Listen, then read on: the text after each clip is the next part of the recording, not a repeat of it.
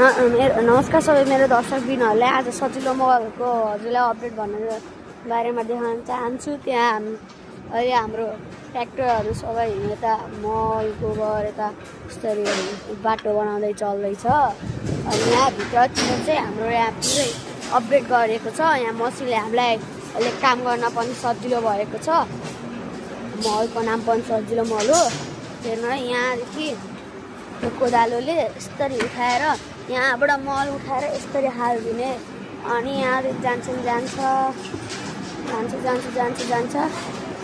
गए पछाडि ड्याम यसमा झर्छ।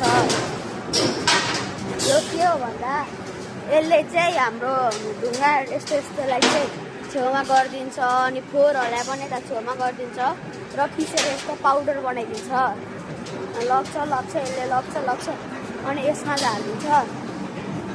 अब यसको चाहिँ काम के हो भन्दा यस्तो स्टोर गर्छ अनि सिधा तल झारिदिन्छ। अनि यहाँ बोरामा झार्छ। अनि यहाँ कति केजी भयो भनेर पनि देखाउँछ। ठ्याक्कै केजी 25 केजी भए पछाडि यो झर्छ र झरे पछाडि यो जान्छ र यहाँ आइपुग्छ। यहाँ सिलाउनु पर्छ। अब यहाँभित्र हालेर यसरी सिलाइदिनुपर्छ। अनि सिलाए पछाडि यहाँ बोरा भन्छ। अब यही मसिनलाई म धन्यवाद गर्छु। यो मसिनले गर्दा अहिले हामी यति विकास भएका छौँ। हेर्नुहोला, तपाईँहरूलाई म अब अर्को फ्याक्ट्रीको कुरा देखाउँछु। यहाँभित्र अहिले के चल्दैछ। यता चाहिँ सबै स्टोर गरेर भित्र लग्दै हुन्छ। एउटा ट्र्याक्टर थन्काएको हो।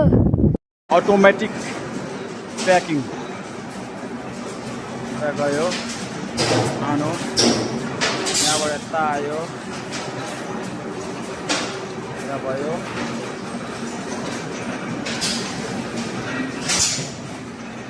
25 किलो भएपछि आफै बन्द हुन्छ।